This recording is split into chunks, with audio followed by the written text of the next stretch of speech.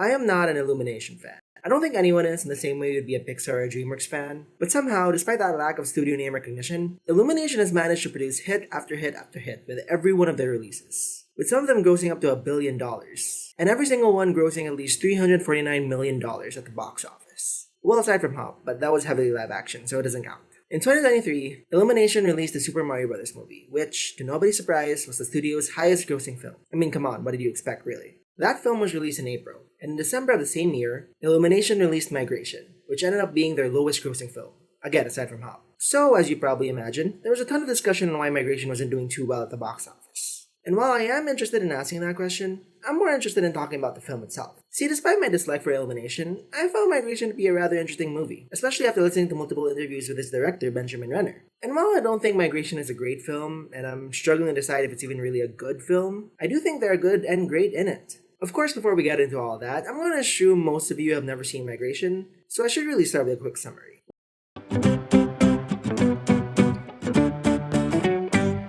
Once upon a time, a duck named Mac lived in a pond with his wife named Pam, two children named Dax and Gwen, and his uncle named Dan. The children have lived their entire lives in the pond, but one day, a flock of migrating ducks land in their pond and ask them, "You guys want to join us in going to Jamaica?" Pam, Dax, and Gwen are all, "Absolutely." But Mac is all, "Nope, we are safe in this pond." So the other ducks leave, and Pam is all, "This family needs adventure." But Mac is all, "No, this pond is all we need." Later, Mac is up late at night, thinking when he's greeted by his Uncle Dan, who tells him, "I agree with you, Mac. Stay safe in the pond and you'll end up just like me." This gives Mac an existential crisis. So he wakes his family up late at night and goes, "Rise and shine, everyone, we're migrating." First they're all, "Eh?"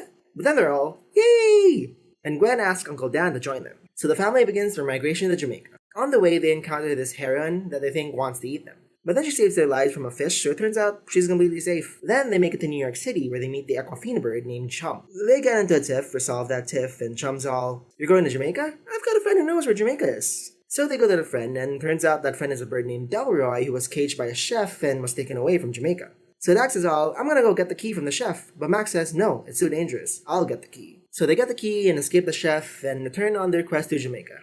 On the way, they come across these other ducks, who believe they're in this bird paradise where the humans are there to do nothing but take care of them. However, Dax finds out that they're actually in a duck farm, and the chef's about to buy all of them. So he tells his dad, and Mac is all, "Let me handle it." But then Dax tells all the ducks and they escape. Mac gets mad at Dax and goes, "You think you can do these things, but you can't, Nemo!" But later that night, the chef finds them with his helicopter, and every bird gets kidnapped except for Gwen and Dax. But obviously they all fight back against the chef and escape, Dax and his dad make up, they all make it to Jamaica, and every bird in the movie gets a happy ending. And that was an incredibly abridged summary of Migration.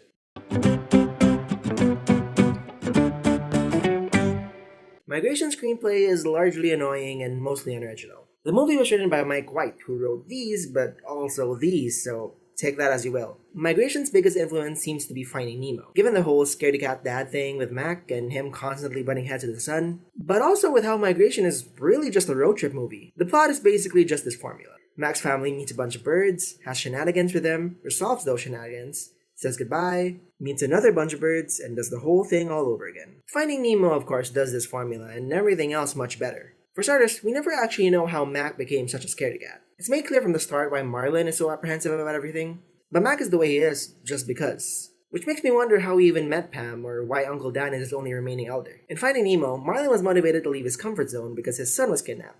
A pretty strong and high-stakes motivation. But Mac is motivated to leave because of this conversation.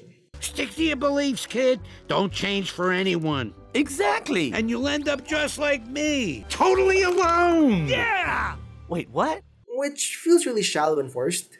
I mean, he wanted to stay at the pond to keep his family safe, but then changed his mind because he's afraid to end up alone, which doesn't negate the first reason at all and doesn't even make much sense. Never once do Pam and the kids ever suggest they're considering cutting ties with Mac, and this fear is never brought up again after his talk with his uncle. So it feels pretty out of character for Mac to change his mind so quickly for this one sole reason. Kinda makes him seem like a selfish prick. Finally, of course, there's the father-son storyline, which was the entire base conflict of Finding Nemo and was what kickstarted the entire plot. But in Migration, this conflict doesn't even really show up until 40 minutes into the movie. That's how long it takes for Dax to start rebelling against his dad. Just because you're scared of everything in the world doesn't mean I have to be. So this outburst feels out of nowhere. I mean, Mac was the one who woke everyone up to migrate. Plus, they'd had multiple minutes worth of flying and adventuring before this. Other than Finding Nemo, Migration is also heavily reminiscent of the films Rio and Chicken Run. Rio more aesthetically, especially at the end when they make it to Jamaica.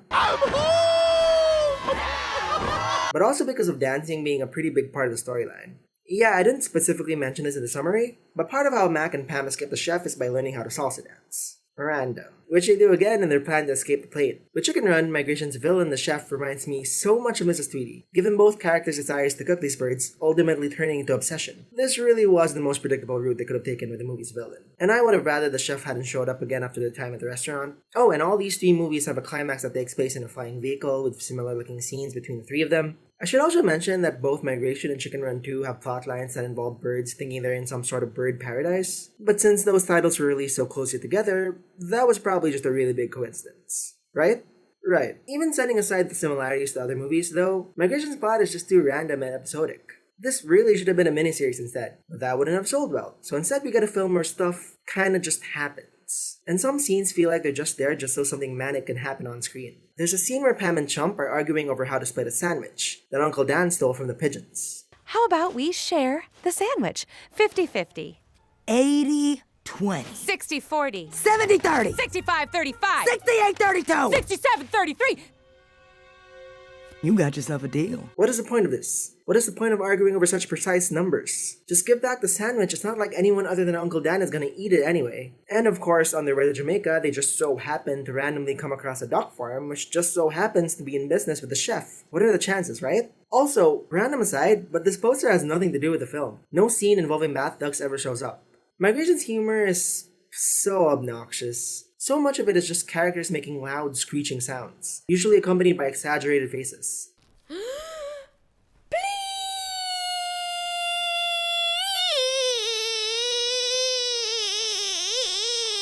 As if those two are enough to produce an actual joke. Some jokes don't even have a proper punchline. The scene where Mac and his family think they're about to be eaten by a heron is treated like a joke, but we're just as in the dark as Mac's family on if this heron can be trusted or not. We don't know if she's safe. Should we be laughing when Mac and his family fearing for their lives makes complete sense? Oh, and this joke? Free as a bird! But, 'cause I'm a bird! Reminded me a lot of this joke from Full House. The baby's sleeping like a baby. From everything I said, it may sound like I have nothing but contempt for this film. But that's obviously not true, considering we're not even close to the end of this video.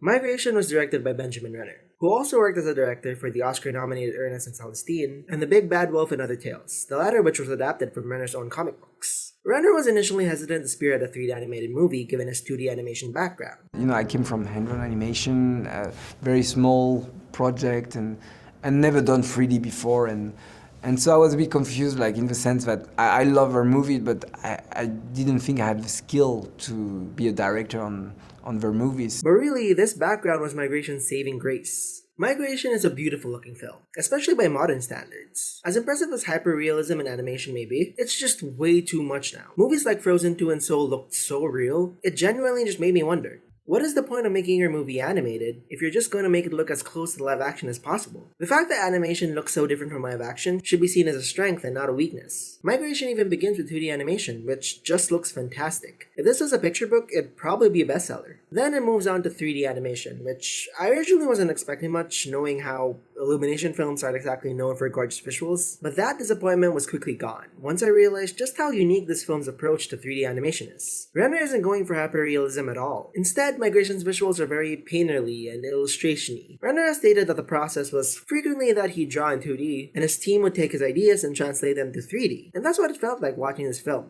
though it's not quite as obvious as something like the Peanuts movie. Again, it's very painterly, especially with its settings. I mean, look at these trees, look at these skies, look at these clouds, look at this city. They all feel like moving illustrations, like watching a movie on a sketchbook or a canvas, just with 3D elements mixed in. Renner was greatly inspired by Impressionism paintings for this film, where trees didn't have to be so detailed. They could be made with just brushstrokes, and you would instantly know what they were supposed to be. While Migration is far from a loving Monet, I mean, the flying scenes alone were enough to make me glad I had watched this film in cinemas. They were so transporting and breathtaking. Every single one made me wish I could fly like a bird, and every single one made me wish I was watching this in 3D. By the way, this film was released in 3D, and based on what I've read, 3D was the absolute superior way to watch it. So if you've got a 3D TV, I seriously envy you. While Migration is in 2.5D, I would include it in a byproduct animation trend that's also been happening recently. Storybook animation. I love storybooks. I could do an entire video about them. I love their shortness, I love their stories. Most especially for this video, I love their art. Books like Extra Yarn, Puff the Magic Dragon, Sam and Dave Dig a Hole, really just any book by Mac Bennett or John Klassen, have these really warm, pleasant, and even innocent illustrations that make me feel like a kid. So films like Klaus, Puss in Boots 2, Wish, Migration, and even the upcoming The Wild Robot invoke a welcome sense of charm and nostalgia for me just by visuals alone. These films feel like moving storybooks, hence why I call the trend storybook animation, and they work really well given the nature of their stories. Walt Disney once said that he made movies for both kids and the kids and adults. While I obviously don't think animation is inherently for kids, most Hollywood animation movies do target a demographic of children, both little and grown up. The storybook art style celebrates that, and gives these films so much childlike personality just from visuals alone. Then there's the music.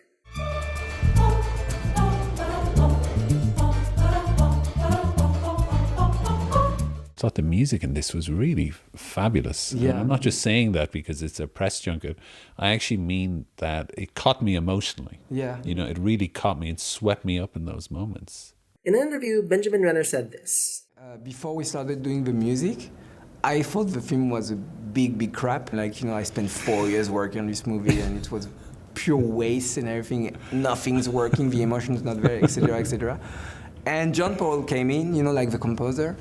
And honestly, he changed everything. Like he was obviously being too hard on himself, considering how I said he was his film's saving grace. Well, he was right about one thing. Migration's music is an absolute favorite among people who've seen the film. Even people who dislike the film enjoy John Powell's score. I personally am pretty lukewarm towards the movie soundtrack, but I get why so many people love it. John Powell is a well-known name for a reason, and Migration's musical themes give the movie a lot of personality and identity. It's one of those soundtracks you'd easily recognize if you ever came across it after seeing the film.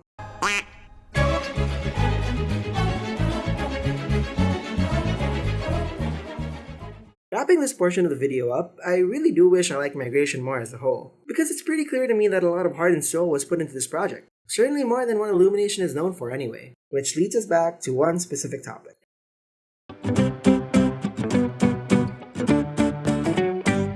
While it certainly didn't tank, Migration didn't make that much money, compared to literally every other Illumination animated movie, especially the one that was released just 8 months before it. I don't think this was an Inside Out and Good Dinosaur situation, where the Super Mario Bros. Movie was just so successful it overshadowed Migration. Again, Illumination doesn't have Pixar's brand name recognition. Ultimately, I think Migration just isn't a very marketable film. Not in the ways Minions, Sing, and The Secret Life of Pets are anyway. Those films appeal to a seriously wide array of people, and their premises heavily lean into merchandising with toys and pop songs. These very premises seem to be built with the foundations of market research findings. People like Minions, people like singing competitions, people like cute animals. So let's make movies around them regardless of how wafer thin the plots are. Migration is a bird movie. Not only are there quite a lot of those, but most people aren't obsessed with birds the way they are with dogs and cats. This film has no pop songs, no memeable minions, no characters that would make for recognizable toys. I mean, look at this mascot. If you didn't know who Gwen was, would you think this mascot was from a movie or was it just a duck? I don't think all of this is necessarily a bad thing. An animated movie doesn't have to be this whole franchise. But those kind of movies don't make $600 million or more at the box office. And considering that, $298 million at the box office seems like a pretty good amount for Migration, especially in a post-pandemic setting. At the very least, Migration has made me more interested in Benjamin Renner. And who knows? Maybe Illumination might be inspired by Renner and Migration to go a little further in creativity. Either way, I will be watching closely for whatever Renner's next project is going to be, because this is pretty much how I feel about the man right now. Sorry, I'm in love So with crazy it. good. I think it shows now, so yeah. That's...